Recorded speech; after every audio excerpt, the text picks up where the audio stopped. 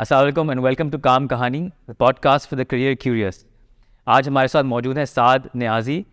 He is the managing partner and founder of Ajwa farms. सो आज बात करते हैं साद से। अस्सलाम वालेकुम Saad, how are you? Allah का शुक्र। Welcome to Kaam Kahani. Thank you so much for having me. Great. अच्छा साद, मुझे पहले ज़रा इंट्रोडक्शन दे दें, अजवा फार्म्स है क्या और अपना कैसे शुरू किया? How did you get in this business? I was 2 years into doing jobs. I was working at Faisal Bank for a year. अच्छा, And then I worked for a trucking company in Port Qasim called Razik International. Okay, So eventually I realized that I wanted to do something on my own. So by 2014, I was actually running 2 startups of my own.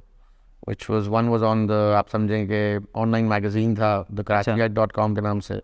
Okay, Then I had a online, आप समझे, उसी के लिए developers वगैरह रखे हुए थे. अच्छा, तो वो थी Gorilla Technologies. Essentially they were not profit making ventures at that time. ठीक है, And simultaneously my father was retiring. He was a federal government employee, so अच्छा, he was getting his retirement fund. So he wanted to invest in land. So we got some land in Gharo, Thaim Goat to be specific. Theme goat, Thaim, Thaim it's goat. ज़ात है एक. अच्छा, तो उनका गोट है, तो वहाँ we work with them. उधर हमने ली ज़मीन. तो eventually I went and took up the operations over there, start setting the whole place up. तो while setting the place up, we did fish farming on a small scale, we did dairy farming on a small scale. Child मतलब, We did a trial of all of them. Like beef तो नहीं, but Eid के लिए हमने बड़े जानवर भी रखे. Okay. छोटे जानवर I would trade. So eventually I was just trying to make ends meet. Essentially it was my dad's retirement plan, my brother's side income, ठीक है, and it was supposed to be my main income.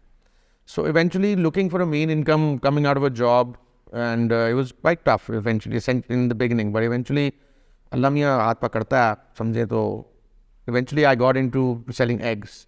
So I started bringing eggs and milk to my local friends and family, and one friend one day messaged me, he's like, why don't you go to the farmer's market?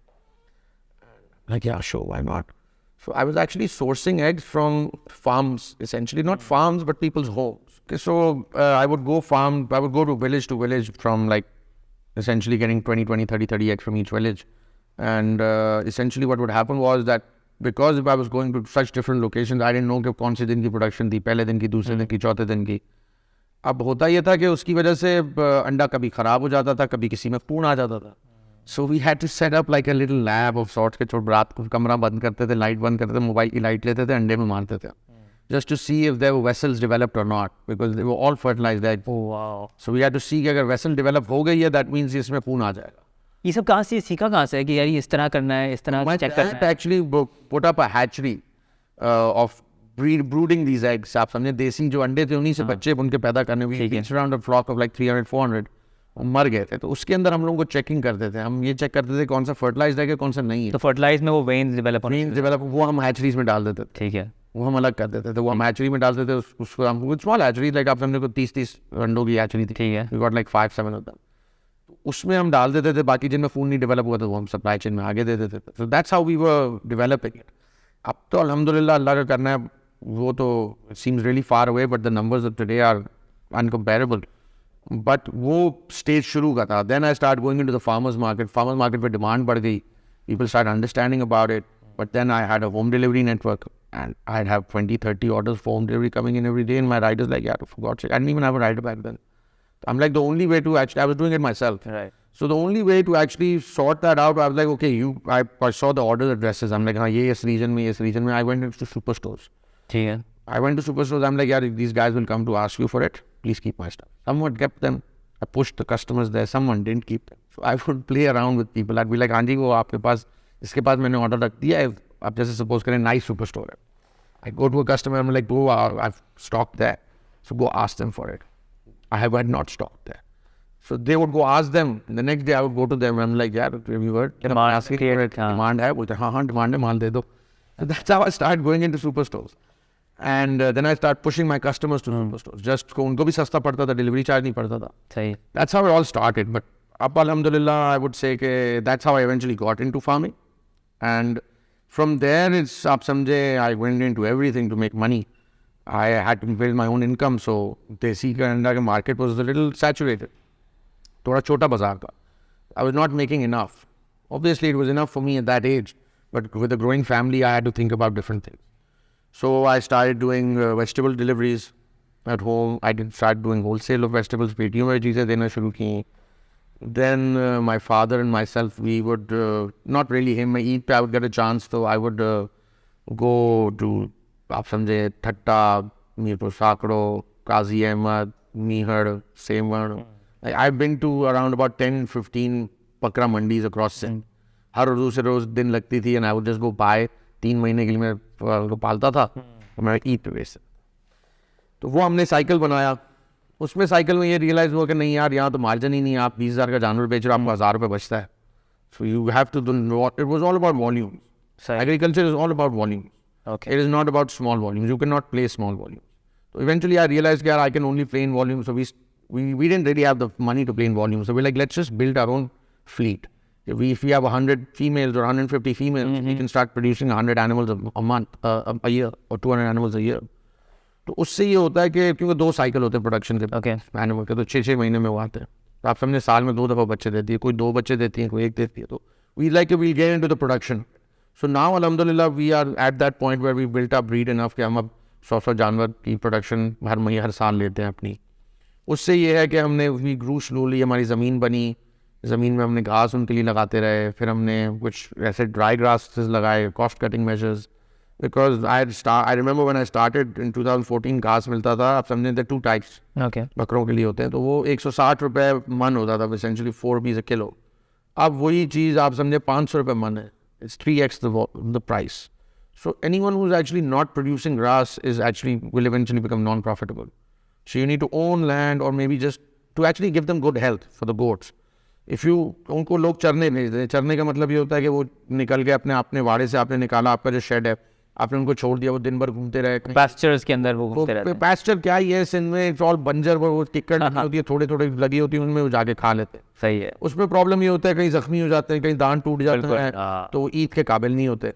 तो we would keep them in house. We did their own feed system. अब हम उनको बड़ा करते हैं. हमने नस्ल अपनी रिफाइन की, हम उसको वाइट की तरफ लाए काजी अहमद की साइड पे. और मीहड़ है, आई थिंक मीहड़ है, मीहड़ नहीं है, दूसरी जगह है. उधर मिलती है गुलाबी एक ब्रीड है, completely white, and there's the pink ears. Yeah, pink ears and pink सींग जो होते हैं इनके, वो भी पिंक होते हैं.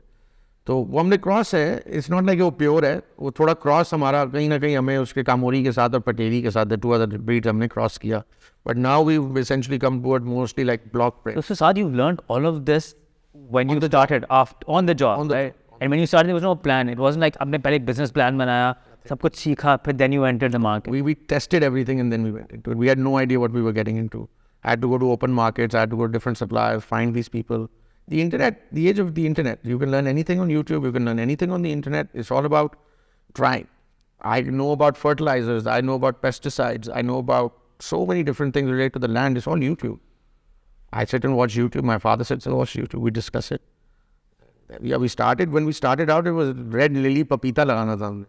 हमें पता ही नहीं था क्या था. हमने श्रीलंका से बीज हम गए थे, हम ले आए, हमने लगा दिया. वो थोड़ा बड़ा हुआ, क्या हुआ कि हमें पता ही नहीं था कि वो विंडी रीजन में चल ही नहीं सकता. वो हमारे रीजन ही विंड बेल्ट थी, क्योंकि आप अभी देखें उस रीजन में विंड कॉरिडोर बना हुआ है उसका, विंड मिल्स का. जिम बीर भी लाइन का एरिया बाद इनके डायगनली बीच में बैठे हुए हम लोग. ओके. तो वहाँ वो विंड इतनी चलती थी कि वो पत्ते ख़राब, कुछ उगे ही नहीं. परेशान उनका क्या करें. बट इवेंचुअली वी रियलाइज लोग विंड ब्रेकर्स बनाते हैं. किस लिए बनाते हैं? इन चीज़ों की वजह से बनाते हैं. फिर कुत्ते रखो कि सांप ना आए. It's this so much, like it's a whole world. It's a whole world. You're living in the jungle, essentially. I've lived there for a long time. It's like essentially a jungle. मज़े की जगह है. Alhamdulillah, I enjoyed myself. I can't do it with children around now. But before that, I had the will and I had the power. I still do it on the weekends. But like full time वहाँ पर रहना, वो एक अब मुश्किल हो जाता है. So have you learned the farming techniques और किस तरह से लोग काश्त करते हैं? अच्छा. लोगों ने वहाँ पर एक हमारे बड़े हैं दोस्त मोहम्मद साहब, उन्होंने हमें सिखाया कि हमारे थीम साहब हमारे अल्लाह बख्शे ही फास्ट हुए. these were 2 people who really one they're both वो अंकल तो एक तो 75 he passed away, the other one is 72 today. तो these guys I would go with them. मैं उधर बैठा रहता था, मैं कहता बताएं मुझे. So वो मुझे एडवाइस करते ये करो वो करो. Then I would make mistakes. I'd ask them why this happened and then explain it to me. So it was just basically learning on the job with people. And उसके बाद once I understood the basics, then when I started doing my own research, like then I started understanding हाँ यार वो जो इस ज़मीन में लग रहा है वो क्यों नहीं हो रहा, इस ज़मीन में क्यों हो रहा है, वो ज़मीन सॉल्टी है, ये थोड़ी मीठी ज़मीन है, पानी का मसला है, आपका जिंक का मसला है, सॉल्ट्स का मसला है. Like it's a science. It's essentially the mixture of biology, chemistry and physics is essentially agriculture. पानी के हाइड्रोलिक के पंप्स मुझे ठीक करने आ गए. अब सोलर में खुद चलाता हूँ.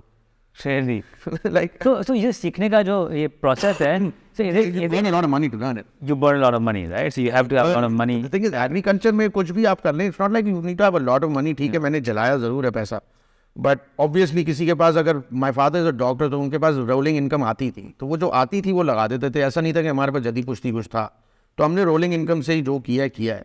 उसके अंदर it was a cost of learning. My father would say कि यार तुम या तो MBA कर लो या ये कर लो, पैसे तो तुमने चलाने तो है. I would much rather make you burn that money over here and do something that our family can benefit than actually go pay some university to get that degree. And I was out of the job market as it is. So MBA अभी भी मैं करूँगा तो मुझे वो value नहीं मिलेगी जो मैं आज लेके बैठा हूँ, ये एक्सपीरियंस लेके. मैं अब एग्रीटेक में आई वर्क विद ताज़ा, I work with Mandi express. I was a really on ground guy. I was not someone making the strategy और स्टॉक्स. बट उसके अंदर मुझे ये नज़र आया कि आप समझें कि लोग जो है वो इसको समझ नहीं रहे और सिर्फ एक या तो नौकरी के एंगल से देख रहे हैं या धंधे के एंगल से देख रहे हैं. आपको क्या डिफरेंस है दोनों में? ये आप समझे कि एक नौकरी के एंगल बंदा ये देखता है कि यार मेरा काम हो जाना चाहिए, आई नीड एग्जीक्यूशन. धंधे वाला आदमी कहता है मुझे पैसे बनने चाहिए. अब इन दोनों के अंदर एक साइंस है. Agriculture is a science. जब तक आप उसको साइंस की तरह व्यू नहीं करोगे, ना आप नौकरी उसमें कर सकते हो, ना आप धंधा उसमें कर सकते हो, बिकॉज उसकी टेक्निकलिटी समझनी है ना. वैसे मैं अंडे का आपको एग्जाम्पल देता हूँ. मुझे पता है कि अगर मेरे पास 6ठे दिन का अंडा प्रोडक्शन का मैं ख़रीदूँ तो मेरा माल ख़राब हो जाएगा, मेरे customer will give me bad, because I know कि उसकी प्रोडक्शन लाइफ क्या है. मुझे पता है कि उसकी विस्कोसिटी ऑफ द वाइट्स किस तरह डिप्लीट होती है, कब डिप्लीट होती है. मुझे पता है उसकी जो येलोज हैं वो कब विस्कोसिटी लूज़ करते हैं. आप कभी अंडा खोलते होंगे वो पानी पानी दोनों मिक्स होते हैं. वो इसलिए होते हैं कि वो पुराना अंडा है. क्यों? क्योंकि वो उसकी विस्कोसिटी लूज़ कर चुके होते हैं. जो उनकी स्ट्रेंथ होती है उसके लिक्विड की, ख़त्म. That's physics, right that, you know. तो ये उनकी ख़त्म हो चुकी होती है. उस वजह से आई नो कि I can't give that product in the market, I don't work in that product. Then I will give another example. 6ठे दिन का माल मैं अगर कोल्ड स्टोरेज में डाल दूँ, ठीक है, अब मैंने उसको टेम्परेचर कंट्रोल करना शुरू कर दिया. मैं उसको 6 हफ्ते के लिए टेम्परेचर कंट्रोल उसी क्वालिटी पर रख सकता हूँ. मैं उसके बाद अगर उसको आप समझेंगे 1 हफ्ता 1 दिन बन जाता है. इस तरह उसकी लाइफ चल रही है. तो अगर मैंने पहले दिन का माल डाला तो मैं उसको 6 हफ्ते बाद निकालूँ तो वो 6ठे दिन पे होगा. It's gonna be of pristine quality and I can release in the market. Nobody will know. Another science, fertilized egg को आप 3rd डे पे से पहले कोल्ड स्टोरेज में डाल दे, फर्टिलाइजेशन प्रोसेस खत्म हो जाता है. Because fertilization happens at a temperature, biology. बिल्कुल ठीक है. वो आपने उसको टेम्परेचर उसको मीट ही नहीं करने दिया तो वो फर्टिलाइजेशन प्रोसेस किल हो गया.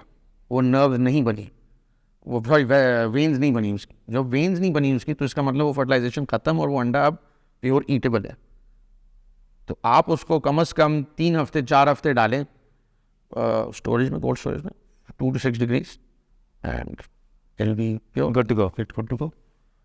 I'm just telling you these are basically things that I have also done. Where basically कभी कभार you have to do these things because market के demand supply, especially in देसी अंडा, although कभी कभार कहीं ख़राब होता है तो मैं obviously कस्टमर को रिप्लेस करके देता हूँ and I make sure कि उसको कोई प्रॉब्लम ना आए. बिकॉज अब वो इस लेवल पे आ गई है सप्लाई चेन को मैं समझता हूँ, मेरा इतना कंट्रोल है सप्लाई चेन पे कि मैं इंश्योर कराता हूँ कि वो कोल्ड स्टोरेज में 30 दिन से पहले चला जाए, कि वो खून उसमें डेवलप ही ना हुआ हो. So I've come to that level. Initially I made mistakes. वो अंडे में जो खून आता है, is that a bad egg? No, it's not a bad egg. It's actually healthier apparently. You can eat it. You can eat it. People eat it. People think it's actually healthier, but it's आप समझें कि इतना appetizing नहीं लगता शायद. it's वो दिमाग का खेल है सर. आ गया, ये क्या दे दिया. Although अगर वो उसमें खून आ चुका है और वो एक गर्म इलाके में पड़ा हुआ है, so that is a real big hazard because उसमें कोई पता नहीं कि बच्चा बनना शुरू हो जाए. और मेरे साथ एक दफ़ा I was thrown out of Agas like this. I went to a supplier who was trying to cut me out. I had lost supply. I had birds that died and my supply was finished. So market में था नहीं उस time mall. So I had to go to someone who was also supplying into the market. He tried to cut me. One fine day he gave me a bad egg. I was checking, but when you're doing thousands of them, you can't really check all of them. So एक अंडे में थोड़ा बच्चा बना हुआ आगाज में निकल. Apparently an SB of the police came across it. And he created a ruckus. and I was thrown out. Of course. I was thrown out for 6 months. I went to क्या नाम था उनके फरीद साहब थे, Right. आवाज के जो है, and फरीद नहीं, दूसरे भाई थे उनके, I'm not sure, two brothers, I don't remember the name. Heroes, I think. Yeah, I think Feroz साहब थे. So I went up to him and I'm like, sir, if this happens again, I will not even be standing with you, and I will not come and ask you for space again. Give me the space. I am sure this will not happen again. अल्लाह का शुक्र है उस दिन से आज तक ऐसा कोई केस नहीं आया. Allah ka praise. And that's also a great learning, right? Oh, obviously, never play with the bad guys. Someone who is your competition, be very careful about that. अब अल्लाह का शुक्र है, अब ये भी आप देखें, अल्लाह का करना है कि that guy messed me up one day, and then one fine day, one of my main suppliers calls me, he's like, यार साद भाई एक बंदा है इस नाम से, वो माल मांग रहा है, दूँ नहीं दूँ. It was the same guy. He had no stuff. And अल्लाह ने बॉल मेरे कोर्ट में डाली कि हाँ, अब देखते तू क्या करता है. ना हम लाइक नहीं सर आप दें, मैं इस तरह काम नहीं कर सकता. मेरी रोज़ी अल्लाह ने लिखी है, जो आना है आना, नहीं आना उसकी रोज़ी मैं ख़राब नहीं कर सकता. तो वो आज भी उससे लेता है. अब वो और मैं कभी कभार रेट भी फिक्स कर देते हैं.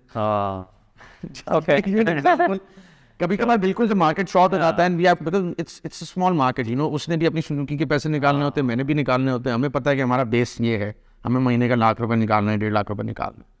तो हम लोग जब फिर वॉल्यूम्स की गेम आती है तो वी नो कि हाँ यार 40,000 अंडा बन रहा है, तो ठीक है ₹4 के मार्जिन पे, ₹3 के मार्जिन पे कर लो. बट जब मार्केट में डिमांड ही नहीं है, जैसे गर्मियाँ हैं, उसमें डिमांड कम हो जाती है, 25,000 अंडे की डिमांड है, तो we like okay let's take it up to. So what's your niche? आप लोग किस नीश में ऑपरेट करते हैं? मैं तो इसी नीश में, मैं तो अंडों का बेसिकली, मैं तो स्पेशलाइज्ड अंडों की तरफ चला गया. ठीक है. हर चीज़, everything eggs, nothing other than eggs. I do egg, या yes I am still delivering fruits, but mostly specialised fruits. Like this is a blood red orange. Oh yeah, so you won't find Saad got us oranges from his Ajwa Farms. It's a red orange inside, right? Yeah, definitely. So these are coming from Kanpur. So this is a speciality. People don't, you find this on the shelf in stores, but you won't find the red one. You will hardly find the red one because you need to know the supply. उसके nutrients का कुछ difference होती है? नहीं, इसकी भी science है. अच्छा. अब क्या होता है कि जब किन्नू तैयार हो जाता है तो एक सर्टेन बीज होता है. आप रात को, आप समझे ओस पड़ी, उसके ऊपर जब रात को ओस पड़ी, उसके बाद जब सुबह होने लगती है तो वो इतनी सर्दी हो चुकी होती है कि वो फ्रॉस्ट बन जाता है. जब वो इसके लेयरिंग के ऊपर फ्रॉस्ट बनता है तो वो फ्रॉस्ट डैमेज कहते हैं इसको. Okay. Because the plant is seeing so much, आप समझे सर्दी, तो फ्रॉस्ट की वजह से उसका जो पिगमेंट है वो डैमेज होकर कलर अपना चेंज ब्लड का कर देता है. Oh, so these are damaged. So they are bleeding. Goods. Oh, they're. So the pigments have bled, essentially for it to turn red, and the color change, I mean the taste changes. It's not tangy at all. Okay. It's actually sweet. It's sweeter. Okay. It's much sweeter. It's a completely different taste profile. But ये भी खुदा की कुदरत है. Huni oranges. अब आप strawberries ले लें, आप सिंध की स्ट्रॉबेरीज खाएंगे, आपको साइज छोटा मिलेगा. क्यों? क्योंकि सिंध की सर्दी छोटी है. अब आप फ्रंटियर पंजाब की खाएंगे स्ट्रॉबेरी तो उसका साइज बड़ा होगा, क्योंकि उनकी सर्दी का ड्यूरेशन बड़ी है. So it's all about that. अच्छा, tell me something. How were you affected by the floods? अभी जो आए हैं, obviously everyone was affected. I was not really affected because we have lines coming from Haleji Lake. So the lake did actually overflow. But the lines from Haleji eventually go ahead and they go off bank. Yes, होता है, but इस level के floods नहीं आते जिस तरह लोगों के regions में आए हैं, क्योंकि जो floods आए हैं वो इंडस की embankments पे हैं. इंडस की embankments पे सबसे ज़्यादा हुआ है because Indus is the largest body of water that exists in Sindh, and that's what's carrying all the water from up north. तो ये लेक्स बिल्कुल भरी हैं. लेक्स में हम लोगों को थोड़ा सा इफेक्ट आया, बट हम लोग इतने दूर बैठे इंडस से कि हमें इतना बड़ा कोई इम्पैक्ट नहीं आया. हमें ये इम्पैक्ट आता है कि जब तेज़ बारिश होती है हमारे रीजन में, वी गॉट पहाड़ एट द बैक, तो ज़्यादा पानी का रेला आ जाता है, नीचे आते हैं. बस वो आता है, हम लोग पानी के, आप समझे पानी के बिल्कुल साथ बैठे, तो हमारे एरिया में पानी फंसता है. ऐसा नहीं है कि नहीं फंसता, होता है नुकसान हमारा. हम 2-3 दफ़ा अपने घर को रीइंफोर्स उधर कर चुके हैं. आपने 2-3 कमरे उन्हें रहने के लिए बनाए हुए, वो रीइंफोर्स हुए 2-3 दफ़ा. हम लोगों ने मुर्गी के शेड्स एलिवेटेड करने पड़ गए, बकरों के शेड्स एलिवेटेड करने पड़ गए. सो हमने लैंडस्केपिंग करनी पड़ गई काफ़ी हद तक टू अवॉइड दीज थिंग्स. तो साथ, आई मीन अभी हमने बात की कि लैंड होना चाहिए और इसमें पैसा भी लगाना पड़ता है. So I mean you need a fair bit of, थोड़ा इसमें प्रिविलेज भी शामिल है, राइट? मतलब डेफिनेटली सर, मैं ये नहीं कह सकता कि प्रिविलेज नहीं है, क्योंकि अगर हमारे पास रोलिंग, मेरे वालिद साहब के पास 2-3 लाख रुपए महीने के लिए नहीं होते, जो वो आप समझे प्लाउ कर रहे हैं इनटू द फ्यूचर. ऐसा नहीं है कि उसमें से वो रेवेन्यू जनरेट कर रहे हैं, वो is ploughing all of that into the future. वो ऑब्वियसली कल को ज़मीन बेचने जाएंगे तो उसमें वो लैंड वैल्यू अप्रिसिएशन में आपको पूरा हो जाएगा. जो अलग आपने प्रोडक्शन की वो अलग है, सिर्फ लैंड वैल्यू में ही आप वो पैसा पूरा कर जाओगे. बट ये है कि यू नीड दैट. अब मैं जैसे खुद कल आज करना शुरू करूँ, मेरे पास तो अपना ठीक है, मैं 8-10 साल से काम कर रहा हूँ अल्हम्दुलिल्लाह. I am at a stage where I can support my immediate family, but I am still not at a state where I can support my parents. तो उनका स्टेज ही और है. वो 40 साल से काम कर रहे हैं, उनको उनका स्टेज था कि वही had that money in his hand वही कुड डिप्लॉय. तो वही बात हो गई कि मैं MBA कर लेता था या ये काम कर लेते. Right. So if somebody wants to get into this business, मतलब it's a very exciting business, it's a new business. आजकल agri tech भी बहुत ज़्यादा popular है. So if somebody wants to get into this business, and of course they don't have the privilege of having so much land, what do they do? How can they get into this? Sir it's mostly trading. अब जैसे मैंने जो अजवा farm के eggs का business खड़ा किया है वो मैंने ट्रेडिंग से खड़ा किया. उसमें it's not like my father supported me, नहीं होता है. ठीक है, शुरू में उन्होंने थोड़ा मुझे, अगर मेरे मुर्गी के शेड का खर्चा था, चूज़े डालने का, फीड डालने का, until they came to production, वो था को 5-6 लाख रुपए, 1000-2000 बर्ड्स का, वहाँ उन्होंने मुझे सपोर्ट किया. जब वो 6 लाख लगा के बर्ड में प्रोडक्शन शुरू की, उसके बाद से I have not really taken money from him. ठीक है, कभी कभार घर में कोई मुश्किल आ गई, बच्चों की स्कूल फीस आ गई, कोई डॉक्टर का खर्चा आ गया, इस तरह मोटे मोटे खर्चे में कभी कभार ज़रूरत पड़ जाती है help. But other than that अल्हम्दुलिल्लाह सब पूरा हो रहा है. अब मकसद ये है कि मैं आपको पहले शुरू में बता रहा था, मैं 10 अंडे बेच के शुरू किया, मैंने 100 अंडे बेच के शुरू किया. You have to start small. 10 अंडे 100 अंडे में क्या प्रोडक्शन आती है? कुछ भी नहीं आती. जब मुझे नज़र आया कि मैं 500 अंडा बेच सकता था, तब मैंने शायद मुर्गी डाली. उससे पहले तो नहीं डाली मैंने वो 500 का कस्टमर पहले खड़ा किया.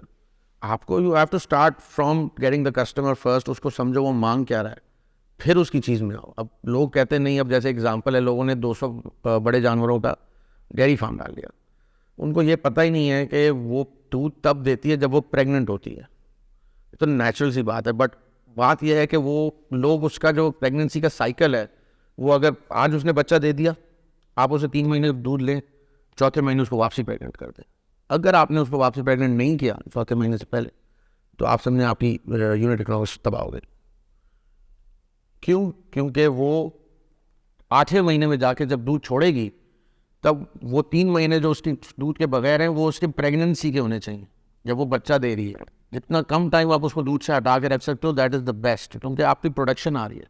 बच्चे की वैल्यू डेयरी फार्म न्यूजीलैंड में, दुनिया में अगर आप पूछते हैं, तो बच्चे मार दिए जाते हैं बिकॉज वो यूनिट इकोनॉमिक्स ख़राब करते हैं. हमारे मुल्क में खुदा की कुदरत है कि वो बड़ा जानवर मेल जो पैदा होता है वो ईद पे चला जाता है. In the world there is no concept like this. So in the world they kill the male as soon as it's born. तो यहाँ पर dairy farming is more profitable in that sense. Obviously yes, because वो ईद का alternative दिया हुआ. Obviously unit economics manage करोगे तो पैसे बनेंगे. हमारे लोग इन चीज़ों को मैनेज नहीं करते. बहुत सारे बड़े लोग होते हैं जिनके काले पैसे लगे होते हैं काउज में, भेड़ों में, नजर नहीं आता ना, तो उनको तो फ़र्क ही नहीं पड़ता. वो अपनी ज़मीनों से खिलाते रहते हैं या फिर खुला भी छोड़ते हैं, उनको फ़र्क ही नहीं पड़ता. इट्स जस्ट दैट कि वो किसी दिन उनको 10 लाख रुपये ज़रूरत है, 4 जानवर बेच दो, उनको तो फ़र्क ही नहीं पड़ता, बिकॉज उनकी unit economics does not matter. So इसमें बहुत लोगों ने पैसा प्लाव किया हुआ है. अब आसान काम नहीं है जी, कोई भी काम करो, अंडा बेचो, बकरा बेचो, गोश्त बेचो, सब्जी बेचो, कुछ भी करो, इट्स नॉट ईजी. आप बेहतर ये है कि आप मंडी जाएँ, मंडी से सामान उठाएँ, अपने इलाके में बेच दें, छोटी सी दुकान बनाएं, रोज़ी बनेगी. हिम्मत करें, काम करें. That's all that it is. It takes consistency. ऐसा नहीं है कि rocket. So a lot of people get into the preparation phase first. They prepare intensely. They actually go all in without even knowing what to do, and then they rely on people कि नहीं जी मैंने Egypt का बंदा बुला लिया, मैंने उसका बंदा बुला लिया. You have money to throw, it's understandable, but you have to at least know what to do. वो जिस बंदे ने 200 जानवर डाले थे, उसको 8 महीने दबा दब पैसे आ रहे, दूध बिक रहा, 9वें महीने कहते यार तो पैसे ही नहीं है, कहाँ से भरूं? 13th month he sold all of them because he did not know the feed का पैसा कहाँ से भरेगा. Because 13th month का जो साइकिल था, उसने उस साइकिल को चलाया ही नहीं, दूध के साइकिल को, क्योंकि उसने प्रेग्नेंट ही नहीं किया टाइम पे. उसको जब पता चला प्रेग्नेंट करे, वो 8 महीने हो गए थे, उसको पूरे 9 महीने ड्राई साइकिल गुजारना पड़ गया. तो how should he have started it? He started पहले 3 में प्रेग्नेंट, पहले लो pregnant by a pregnant lady who is 6 months pregnant, where you can see the stomach. उसके बाद 3 महीने उसका बच्चा पालो उसके साथ. उसके बाद जैसे ही दूध पे आए, उसको 3 महीने से ज़्यादा दूध पे ना छोड़ो. दूध 3 महीने हो गया, उसको प्रेग्नेंट कर दो, क्योंकि वो 8-9 महीने जब उसके दूध के साइकिल ख़त्म होगा, तब वो 6 महीने प्रेग्नेंट होगी. तो पूरे साल में सिर्फ ड्राई पीरियड आपका 3 महीने होगा.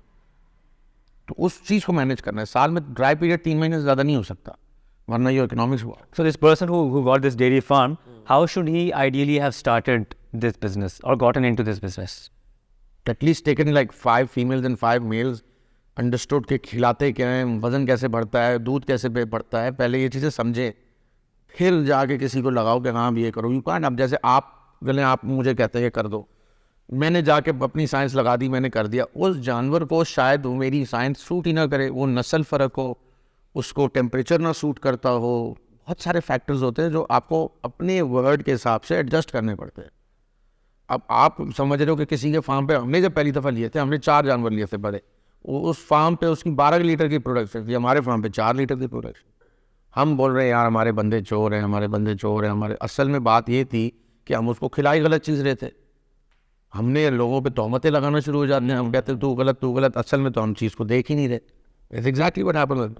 मैंने तोहमतें इस तरह लोगों के मुंह पे जाके तो नहीं लगाई। इन डिस्कशन मैंने अपने वाले साहब, मैंने कहा पाजी लगता है चोरी है। बोलते यार तुम जाहिल आदमी, जरा जाके देख वो क्या खिला रहा था, तू क्या खिला रहा है, अक्ल तो करो, तुम ऐसी तोहमतें लगा रहे हो लोगों पे। अब इवेंचुअली बात ये थी कि मैं छोटा था उस टाइम, मुझे मैंने कहा नहीं ये है, अब जज्बाती था मैं। अब now I think in hindsight I don't, मैं आप जिंदगी में किसी पे तोहमत नहीं लगाता जब तक मैं उसकी तय तक नहीं पहुंचूं, कि मुझे पता ना हो कि पीछे हुआ क्या है, बिकॉज कुछ भी हो सकता है। बिल्कुल ऐसे ही है। So has digitization really affected your business at all? It's actually made me much more efficient. Like I'm using 2 softwares. एक तो Amazon Web Services का EC with एक basically Shopify type online. Okay. वो है मेरा, I've got my CMS है, आपसे content management software है। उससे ये होता है कि मेरे इनवॉइस नंबर्स पकड़े जाते हैं, ठीक है, मेरी डिलीवरी कौन सी हुई, कौन सी नहीं हुई, कौन सी रह गई, किसके पैसे रह गए, वो उधर से चेक हो सकता है। okay, फिर I've got QuickBooks at the back, which is integrated. Then that gives me all my P&Ls, my cash flows, my receivables, my payables. So these 2 softwares, अगर मैं इनको मैन्युअली करूँ तो मेरी 4 बंदों की टीम लगेगी। ठीक है। अभी मैं स्टॉक पे भी सॉफ्टवेयर पे ला रहा हूँ, अभी मैं उसको लाया नहीं हूँ। क्यों? क्योंकि सॉफ्टवेयर जो है वो जब तक आप उनको ट्वीक नहीं करते अपनी अंडरस्टैंडिंग के बेसिस के ऊपर, तब तक आप उसको बना नहीं सकते। क्विक बुक्स वगैरह तो मुझे समझ है सब कुछ, जिस तरह मैंने ट्वीक करना। जो स्टॉक ट्वीकिंग है ना, वो थोड़ी कॉम्प्लिकेटेड है, क्योंकि वो फिर जाके इन्वॉइसिंग से हिट होती है। और हमारे ठीक है, मेरी इन्वेंट्री ठीक है, मेरी रिपोर्टिंग ठीक है, but it's just that there so many legs to it that the software can't really pick it up. Like मेरे टूटा अंडा एक होता है, एक क्रैक अंडा होता है, छोटा होता है, एक गंदा होता है, एक बिकता है। तो ये सारी कैटेगरीज होती हैं। Unless you input them in the system. The thing is, I can't input them into the system, but it's just that I'm not working with, like when you pay peanuts, you get monkeys. I don't really work with people who are highly paid. So Sure. उनसे मैं ये चीज़ expect करूँ तो वो नाजायज़ बात है, और उनको फिर मैं अपहोल्ड करूँगी, यार तुमने ये नहीं किया, रिपोर्ट क्यों नहीं आई। मुझे एक्सेल पे रिपोर्ट इज्जत से मिल रही है, मैं खुश हूँ। अब obviously when I go cross stage, फिर तो पूरा वो सिस्टम आता है कि बार कोडिंग का सिस्टम आता है। फिर आप उस बार कोडिंग के सिस्टम पे जाएंगे, डायरेक्ट सॉफ्टवेयर से लिंक, तो ह्यूमन एंट्री नहीं होनी चाहिए। समझ गया, बिल्कुल। जहाँ इन्वेंट्री में ह्यूमन एंट्री आ जाती है, वहाँ वो पूरी की पूरी निज़ाम को ख़राब कर सकते हैं। अभी तो फिर भी मैंने, अब जैसे सेल्स की एंट्रीज होती हैं वो मेरे हाथ से चलती हैं अभी भी, क्योंकि वो रेट्स देखने होते हैं, रिसीवेबल्स देखने होते हैं, वो फिर भी मैं अपने हाथ से चलाता हूँ। बट बाकी सारी चीज़ें मैं फिर भी लोगों के हाथ से चलाता हूँ, बट उसमें भी गलतियाँ मैं रोज़ पकड़ रहा होता हूँ। आपने ये गलत कर दिया, बिकॉज इट्स सॉफ्टवेयर में जो एंटर करोगे वही आएगा। तो वो लोगों को उन चीज़ों पे लाना is a little bit of a tough thing, but अल्हम्दुलिल्लाह मैं बहुत I try to keep it as basic as possible, I don't try to complicate. वही हम शुरू में बात कर रहे थे ना, मतलब आजकल there is a trade off between trying to do something sexy and versus trying to do something very basic but something that's sort of meat and potatoes, you know, something. The thing is, I've actually worked with a lot of people who never even knew how to write. वो पढ़ लिख भी नहीं सकते थे, कुछ पढ़ सकते थे, कुछ लिख नहीं सकते थे। तो I would come up with different ways of gathering information from them. अब एक बंदा है वो लिख नहीं सकता, मैंने कहा यार मैं तुझे तस्वीर बना के देता हूँ, उस पर बस तू आगे लिखता रहे। एक तस्वीर बड़े अंडे की, एक छोटे अंडे की, एक टूटे अंडे की, क्रैक अंडे की, तो उसके आगे उसको मैंने ये सिखाया, मैंने कहा तुम इस तरह कर लो। फिर दूसरे को मैंने कहा यार तुम वॉइस नोट भेज दिया करो। तो I have been improvising with labour for a very long time to get information I need. And eventually बात यह है कि यू कांट, कोई बंदा जो पढ़ लिख नहीं सकता, आप उस पर इन्वेस्ट करोगे तो वो आपका शुक्रगुजार भी होता है। वो आपको कहता है यार कल को मैं इससे कुछ सीख के गया, कल को मेरे लिए कुछ भला किया। लोग होते हैं वो, क्योंकि अगला बंदा अनपढ़ है उसको वो धुतकारते हैं, they treat them like shit. If you're going to do that and not give a person a chance just because he's uneducated, it's not fair. ठीक है उसके नसीब नहीं थे, वो पढ़ नहीं सका, बट उसमें हुनर तो है। इतने सर स्मार्ट लोग हैं, इतने स्मार्ट लोग हैं, मैं आपको मुझे बेच के आ जाए, बट वो लिख नहीं सकते।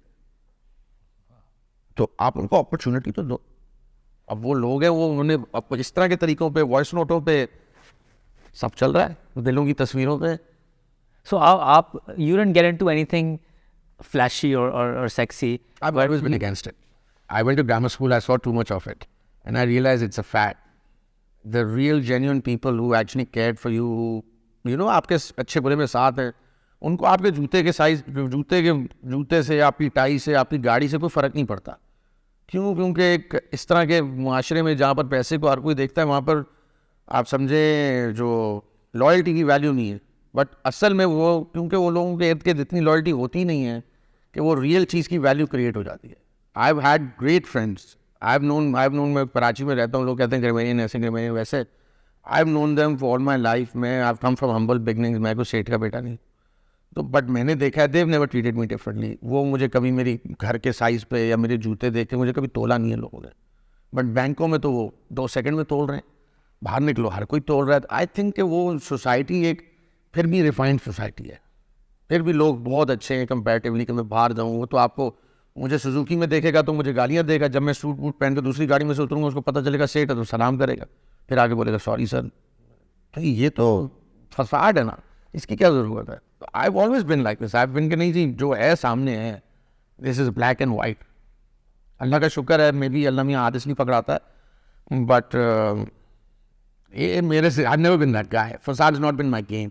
So startup founders बहुत सारे हैं वो. So they look at you know, flashy business models, new business model, innovation. Where are they? ठीक है. That's the question. कहाँ गए? जिस चीज़ की वैल्यू नहीं है सर, पैसा नहीं पूछता उस चीज़ को. पैसा पूछता है वैल्यू को. आपको मिलेगा वैल्यू, पैसा मिलेगा वैल्यू का. ये नहीं है चूरन बेचने का, कुछ नहीं है. वो तो नुक्कड़ पे सर मैं सब्जी बेचता रहा हूँ, मैं अंडा बेचता रहा हूँ, और दूसरा बंदा बेच सकता है. आप बेच सकते हैं, भाई बेच सकते हैं, कोई भी बेच सकता है. Because I've got competition on the road. I've got a ready वाला doing the same thing.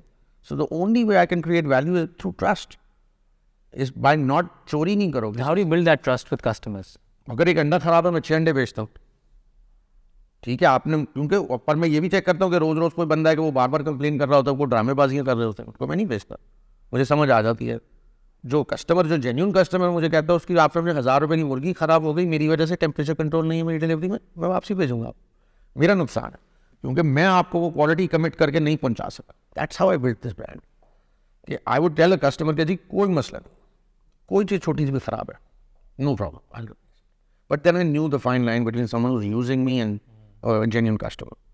So using वाले बंदे को मैं, So you stay vigilant, but you also stay because it's coming close. I control this the refunds. I control the जो customer phone करता है मुझे करता है, मेरे पास आते हैं वो सारी डिटेल्स. तो मैं इसलिए उससे इन टच होता हूँ, मुझे पता होता है क्या होता है. अब कोई समझे मेरा कस्टमर है, फॉर एग्ज़ाम्पल एक मेरे राइडर ने उस दिन एक बंदे को सामान उतारा, उसने उसको 2000 रुपये दे दिए, बिल था 1850 का. उसने मुझे वो आके बोलता है कि इसने तो मुझे 1900 रुपये दिए. वो कहता है नहीं, उसने मुझे मैसेज किया तो 2000 रुपये. मैंने कहा देख भाई, मुझे पता है उसने तुझे 2000 रुपये दिए, वो तेरे लिए दिए, मुझे नहीं चाहिए. मेरा 1850 है, तू मुझे 1850 दे. बट मैं झूठ नहीं बोल, मुझे I am so connected to the customer कि मुझे वो बंदे की झूठ मेरे पास शाम तक आ जाता है सामने. तो मैं उसको बोलता हूँ, देख मैं इतना कनेक्टेड हूँ कस्टमर से कि तू मुझे झूठ बोल रहा है. उसने मुझे, ठीक है उसने मुझे सिर्फ बता दिया, इत्तेफाक था उसने मुझे बताया, और तू इधर बैठा मुझे झूठ बोल रहा है. मैंने पूछा ही तेरे से इसी तरह मैं तुझे चेक करूँ, तो तू झूठ बोल रहा है. मैंने कहा अगली दफ़ा ये करेगा तो छुट्टी हो जाएगी. पैसे वो तेरे, मुझे नहीं चाहिए. I don't want that much, but don't lie. That's, I don't let people lie in my company. Anyone who lies, he gets one chance. So you also learn to manage labor and your employees by working very closely with them. Yes. And by knowing the business. Yes. Really. I actually work with labor, a lot of it in Garo. अच्छा. वो तो that was the, इधर तो फिर भी labour थोड़ी पढ़ी लिखी होती है कराची. वहाँ तो बिल्कुल आप समझे अनपढ़, सिंधी उनको समझ आए, उर्दू समझ ना आए. तो मैंने तो सिंधी भी सीखी उनसे, कम्युनिकेट सीखी Sindhi. I grew up with a lot of Sindhi. अच्छा. So I basically understood the language like 80%. By going there, I tried and tested my language and I became much better at it. So you did a lot of learning, मतलब, you know, you picked up a lot of things. Money, sir. Money तो is this. आपकी लकीर है पैसा. Learning तो is eternal. मज़ा ही नहीं है सर लाइफ में, if you're not learning. मज़ा नहीं है लाइफ का उसके बगैर. पैसा तो आ जाता है सर. अब इस वीडियो में तो मैं नहीं कह सकता, बट एक कहावत है, पैसा तो बहुत सारे और लोगों के पास भी होता है. सही बात है. That's true. पैसा is not a And I think parameter. And I think, and that's been your sort of, where have you picked up that sort of attitude about money? I guess I've seen it with too many people and what it does to them. That's why. That's why अल्लाह दे, ठीक है, ज़रूरत के हिसाब से दे, थोड़ी कुछ छोटी मोटी इंटरनेशनल ट्रिप भी हो जाए, अल्लाह करे. बट पॉइंट ये है कि उसको वो पैरामीटर नहीं है वो लाइफ का. क्योंकि आप एक एग्जांपल है, कुरान पाक की आयत है कि यार ऊपर तुम देखते हो, आज तक तुमने देखा है कि कोई परिंदा ज़मीन पे गिरा हो भूख के मारे? तो वो कहाँ पैसे कमाता है? उसकी तो रोज़ी अल्लाह ने लिखी हुई है, तो तुम्हारी भी लिखी हुई है. क्यों लोगों के पीछे लगते हो, लोगों से डरते हो? मुझे तो फ़र्क नहीं पड़ता. मुझे कोई कहता है कि काम नहीं करना तो ठीक है, नहीं करना, अल्लाह देगा रोज़ी को. प्राप्त तो अल्लाह दे देता है सर. मेरे बच्चे मेरी पहली बच्चियाँ हुई थी, मेरी बीवी लेबर से निकली थी और मैं इंटरव्यू कॉल पे था. मेरी दूसरी बच्ची अभी हुई, एग्जैक्ट सेम सिचुएशन. मैं एक इंटरव्यू कॉल पे था, my wife was in the room, she just come in from labour and I was in interview call. I got both jobs and they paid me well. उन्होंने मुझे set कर दिया. हर दफ़ा अल्लाह ने मुझे इस तरह का मौका दिया, मुझे सेट करके आगे चला देता है. तो I think lesson is like don't cheat. किसी का पैसा मत खाओ, ज़बान पे काम करो और हक ना मारो. And don't be afraid. Afraid तो ऑब्वियसली सर, अगर अफ्रेड कराची में रहना होता. अब मैंने तो सर पोर्ट कासिम जाता था जब ये 2013 के इलेक्शन हो रहे थे, जब ANP और MPM वाले PPP वाले एक दूसरे की आंखों में एल्फियाँ डाल रहे थे ये लोग. I would cross those reasons every day. मुझे 6 दफ़ा मुझ पर डकैतियाँ पड़ी. क्या कर सकते? क्या मैं घर से नहीं निकलूँ, काम नहीं करूँ, रोटी ना कमाऊँ? ऐसा इन योर बिजनेस आजकल बिकॉज आप सप्लाई करते हैं कराची में, और कराची में डाइवर्स पॉपुलेशन है, पढ़ी लिखी पॉपुलेशन भी है. तो आपको लगता है ये अब न्यूट्रिशन के बारे में ज़्यादा अवेयरनेस बढ़ रही है, like about organic and other stuff? Sir वो भी आई थिंक है तो ठीक है, आई एग्री, न्यूट्रिशन के बारे में बढ़ तो रही है, बट कुछ ज़्यादा ही लोग उसके अंदर घुसे हुए हैं. आई थिंक ठीक है, अब gluten free on this shit, there is a lot of stuff going on. Yes, it's a health requirement, but आप अगर अपने लाइफस्टाइल को तरीके से चलाओ तो आपको ये इतनी महंगी चीज़ें लेने की ज़रूरत नहीं है. आप एक्सरसाइज करें, आप सुबह अच्छा नाश्ता करें, रात में कम खाएं, थोड़ा ऑलिव ऑयल इस्तेमाल करें. बेसिक चेंजेस आपको करनी है. इस तरह की कोई बहुत बड़े बड़े चेंजेस करने की ज़रूरत नहीं. ऑर्गेनिक के लिए लोग लड़ते हैं, ठीक है, मैं कहता हूँ प्रॉब्लम है. मुझे खुद अपने घर वाले को, घर में मेरी फैमिली में प्रॉब्लम आई थी बिकॉज ऑफ वाइट चिकन.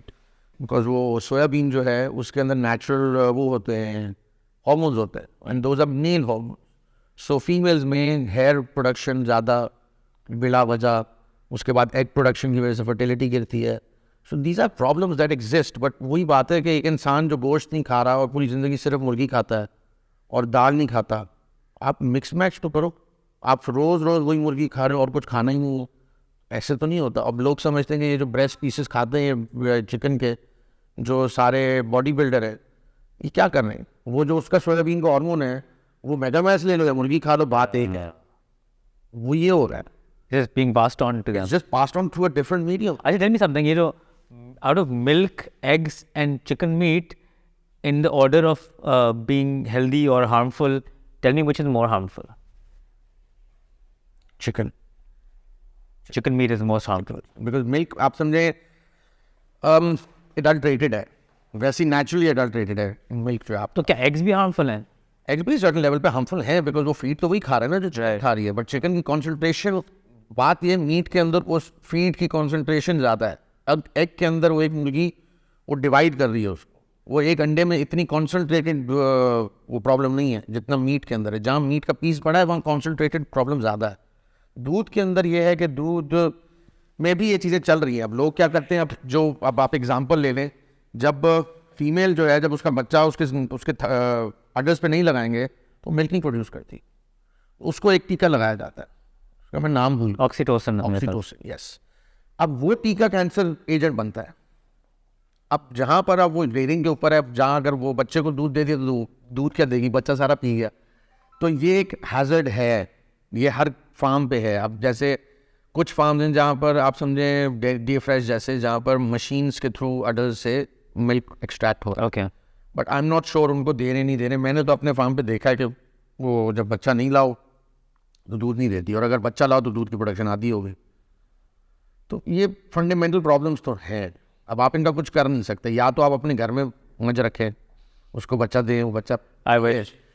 अब in an urban setting you can do that. You can't do that. I would love to do that. I did this with my nephew. उसके लिए मैं I would be distributing milk in the beginning. उस time बड़ा छोटा था, वो 4 साल का था. अभी तो माशाल्लाह as tall as me, he's 13. वजह उसकी क्या है for being that toll, because वो जब छोटा था तो उसको मैं ताज़ा दूध लाता था उधर से ही निकला हुआ, और उसको रोज़ हम पिलाते थे।